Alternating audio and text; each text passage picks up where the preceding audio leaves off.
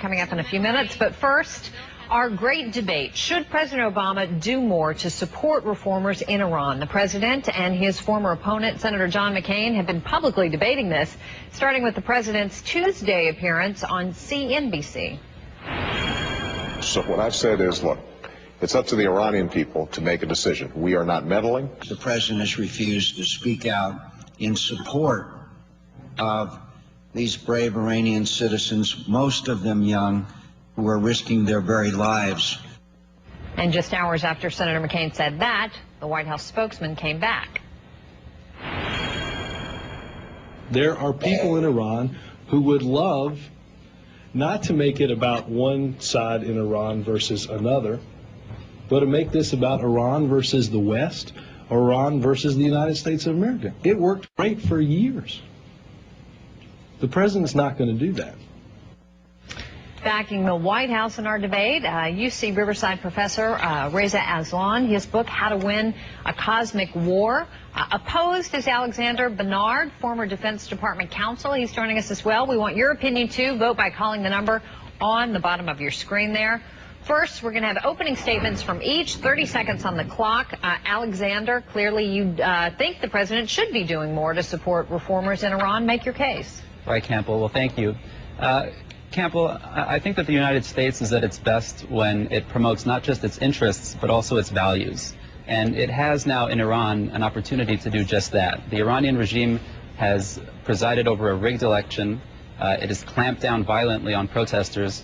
And the question now is whether Barack Obama is going to speak out forcefully against these human rights violations and in favor of the protesters, or whether he's just going to sit on the sidelines. Reza?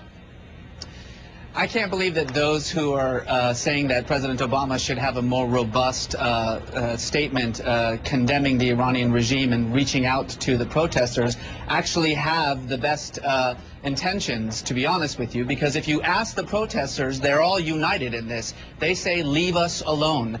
There's absolutely nothing that Barack Obama can say to help the reform movement in Iran. Every word that comes out of his mouth will be used by the regime, by the supporters of Ahmadinejad, to bolster their argument that this whole thing is nothing but a Western ruse. Well, Campbell, that's simply not right. In fact, many protesters have come out via email and through Twitter communications and have said that they're waiting for the American president to make a statement, for the leader of the free world to say something in their support. Roger Cohen, who is no fan of a hardline policy and is in Tehran right now, had a column in the New York Times in which he said that what's surprising the protesters the most right now is just the silence from the White House. And it's no surprise, really. If you're a protester in Iran, you're fighting against a brutal regime, you want to know that the world is behind you. And it's the President of the United States who speaks on behalf of the world. So, Reza, what would happen if the president just gave stronger words of encouragement to these people? It would be the end of the reform movement altogether. It's as simple as that. And by the way, Roger Cohen said no such thing. What he said was that he was surprised by the brutality of the regime. But the truth is that for 8 years, the Bush administration constantly reached out to these very same people, the democracy activists, the protesters, the young people, and to a person, they all said the same thing. Stop reaching out to us. You're not helping the situation. Campbell, as an Iranian and as an American and as somebody who has studied this country and who has a real stake in what's taking place in Iran, I can tell you that almost the unanimous opinion of the people who are on the streets is that the more the United States stays out of this, the better chance that they have to actually succeed. Well, we can argue about credentials all day. I don't think that serves the viewers. I would simply say that it's surprising for Obama supporters who believe, of course, that the president is very popular, and he, in fact, is more popular than President Bush in the Middle East. It's surprising that they would say a statement by President Obama would not be in the interests of the protesters. Well, the Middle East is a different place than Iran. I mean, we're not talking about Egypt here. We're not talking about a country in which the United States has been supporting for the last 30, 40 years.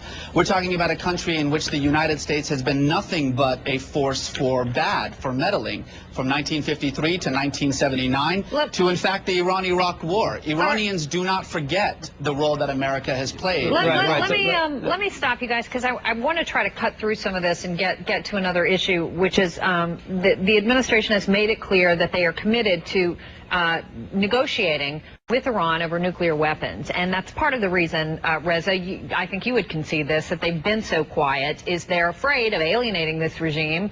If it does in fact remain in power, and they have spoken out, then it puts those negotiations in jeopardy. Is that part of what's going on, and how does what's happening now affect that? I think that's why the Obama administration remained silent during the elections. They didn't want to become an issue in that election, and it was quite a sophisticated strategy, which is all the more reason why it's hard to believe that Ahmadinejad actually won, because he couldn't use the United States as a pawn in his argument. But now that the elections are over, and now that we're seeing an obvious election fraud, and by the way, this is now no longer just about a stolen election. This is about the future of the regime itself.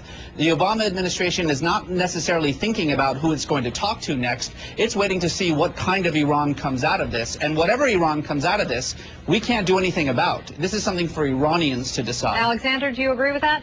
I agree that part of the reason the Obama administration is sitting on the sidelines right now is that it doesn't want to antagonize the regime. I question the value of that.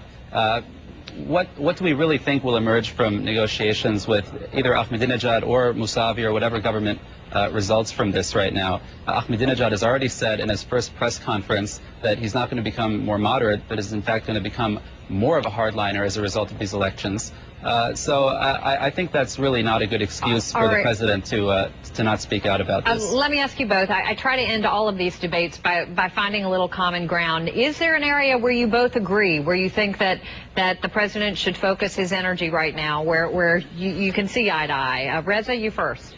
I think that he needs to condemn the acts of violence, and especially in the rally tomorrow, which will probably be the largest rally so far of the week-long protest. If there's violence, then the president has to come out very strongly condemn the use. You agree with that, Alexander? I'm sure you do. I agree with that, absolutely. Nobody's asking for a CIA coup. Nobody's asking for Obama to send funding or arms shipments to the opposition. We're really just asking for a more forceful statement, so I agree with that. Common ground, like it. Gentlemen, thank you both. Appreciate your views tonight. Thanks for your time. And let's see how you voted in tonight's great debate. 30% agree President Obama should do more to support reformers in Iraq.